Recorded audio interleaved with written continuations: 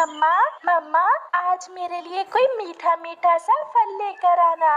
और मेरे लिए मकई का दाना। आज मेरा मकई खाने को बहुत दिल कर रहा है। अच्छा अच्छा, जो मिला मैं ले आऊंगी। आप घर में ही रहना और कहीं इधर उधर ना जाना। अगर मुझे शाम को आने में देर हो जाए तो घर से बाहर नहीं जाना। ऐसे अपने बच्चों को समझाकर चिड़िया भोजन की खोज में निकल जाती है।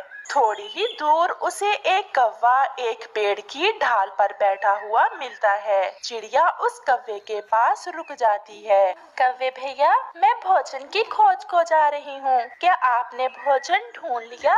नहीं चिड़िया बहन, मैंने कहाँ से ढूंढ लिया। मैं तो यहाँ बैठा आप ही का इंतजार कर रहा था। तो फिर चलो, आज हमें इस जंगल के बाहर दूसरी दिशा में जाना है। फिर कौवा और चिड़िया वहाँ से चले जाते हैं। पहाड़ों के पास जाकर कौवा एक जगह बैठ जाता है। बस चिड़िया बहन, मुझसे और उड़ नहीं हो पा रहा। मैं थक गया हूँ और भूख से मेरा बुरा हाल है। पास में से ही चिड़िया को एक दाना चने का मिल जाता है। कौवे भैया, ये चने का दाना आप खा लें, इससे आपकी भूख थोड़ा कम हो जाएगी। कौवा चिड़िया से वो दाना लेकर खाने ही वाला था कि वहाँ एक बूढ़ी फाख्ता आ जाती है। बहुत थक गई हूँ। मैं पूर्व वाले जंगल से आई हूँ और भूखी हूँ। क्या आपके पास कुछ खाने को है? माँ जी, हम भी बहुत भूखे हैं, भोजन की खोज को ही जा रहे हैं। माँ जी, ये एक दाना चने का है, अगर इससे आपकी भूख मिट सकती है तो ये आप खा लें। कौवा भी खामोश रहता है। बूढ़ी फाख्ता वो चने का दाना लेकर खा लेती है। कर भला सो हो भला, ये बात याद रखना। और ये लो आप दोनों, ये एक एक थैली रख लो। माँ जी, इस थैली में क्या है? इन थैलों में दो दो लड्डू हैं और ये लड्डू कोई साधारण लड्डू नहीं है। ये जादुई इच्छा पूरी लड्डू हैं। ये लड्डू खाने से पहले आप जो भी इच्छा करोगे वो पूरी होगी। ऐसा कहते हुए वो फाख्ता वहाँ से गायब हो जाती है। इच्छा पूरी लड्डू मिल गए चिड़िया, ये तो कोई चमत्कारी माँ जी थी। अब चलो चिड़िया, अब हमें भोजन की खोज में जाने की क्या जरूरत है। घर जाकर इन लड्डुओं का चमत्कार देखते हैं। कौवे भैया, इन लड्डुओं का इस्तेमाल सोच समझ कर करना। ये भगवान ने हमारी मदद की है और किसी गलत काम के लिए इन लड्डुओं का इस्तेमाल ना करना। फिर वो दोनों वापस हो लेते हैं। मम्मा, आप तो आज बहुत जल्द ही लौट आए। और मम्मा, भोजन कहाँ है? देती हूँ आपको भोजन भी। और फिर चिड़िया अपने बच्चों को इच्छापुरी लड्डुओं के बारे में बताती है। मम्मा, आपने बहुत अच्छा किया जो अपना भोजन उस बूढ़ी माँ जी को दे दिया। मम्मा, वो बूढ़ी माँ जी आपकी परीक्षा ले रही थी। बच्चों, परीक्षा तो अभी बाकी है, वो ये कि हम इन इच्छापुरी लड्डुओं का इस्तेमाल कैसे करते हैं। आप दोनों मुझे ये बताओ कि ऐसा क्या है जो सब पक्षियों के लिए बहुत कीमती हो। हम एक इच्छापुरी लड्डू से वो मांगते हैं।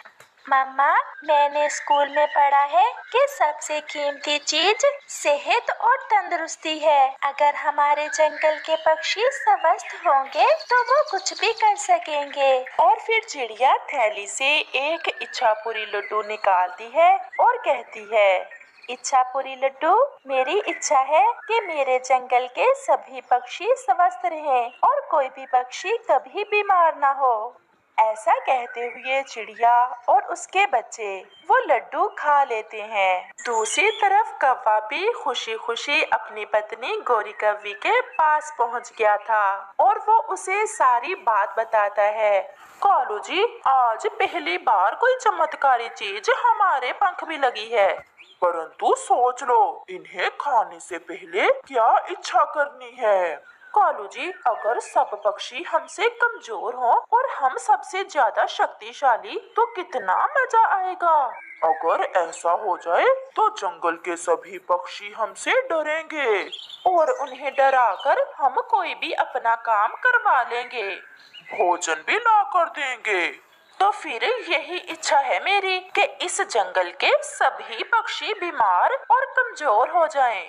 ऐसा कहते हुए कालू और गोरी वो इच्छा पूरी लड्डू खा लेते हैं। अब सुबह जंगल में जाकर गोरी देखेंगे कि कैसे पक्षी कमजोर और बीमार हो गए हैं। पक्षियों को कमजोर देखकर मुझे तो बहुत मजा आने वाला है।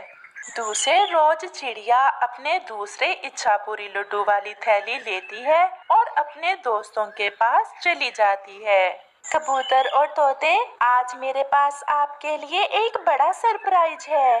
सरप्राइज? वो क्या चिड़िया बहन?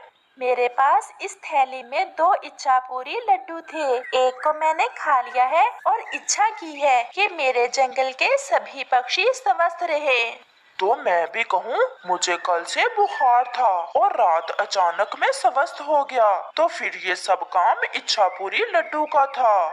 हाँ कबूतर भैया, और अब मेरे पास ये जो दूसरा इच्छा पूरी लड्डू है, ये हम सोच समझ कर खाएंगे। ऐसे ही वहाँ गोरी और कालू भी आ जाते हैं। चिड़िया, आप सभी यहाँ क्या कर रहे हैं? क्या कोई बीमार है?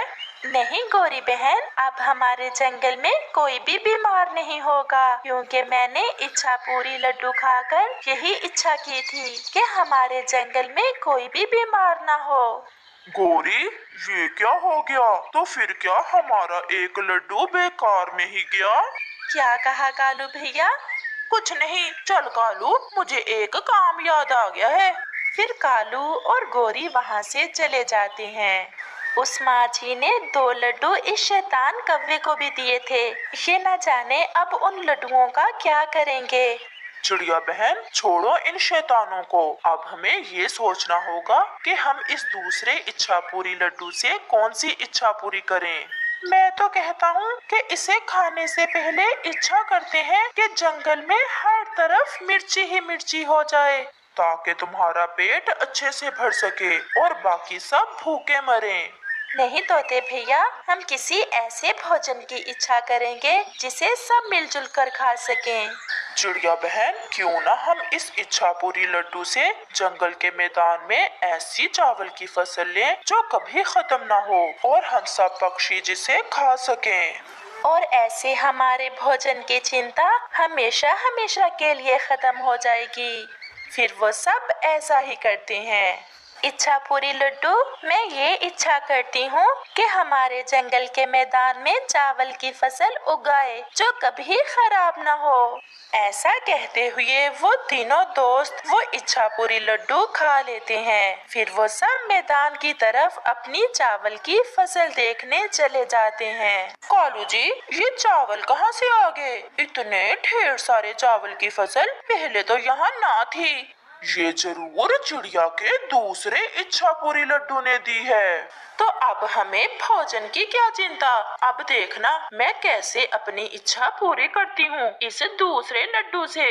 कहीं ऐसा न हो कि हमारा ये इच्छा पूरी लड्डू भी बेकार में ही चला जाए और हमें कुछ भी ना मिले।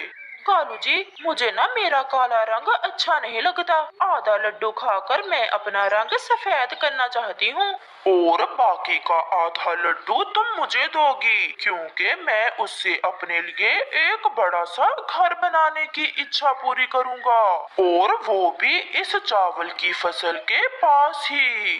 फिर गोरी कव्वी कहती है, इच्छा पूरी लड्डू, मेरा रंग सफेद कर दो। और गोरी आधा लड्डू खा लेती है। और इच्छा पूरी लड्डू जी, हमारे लिए एक बड़ा सा घर बना दो।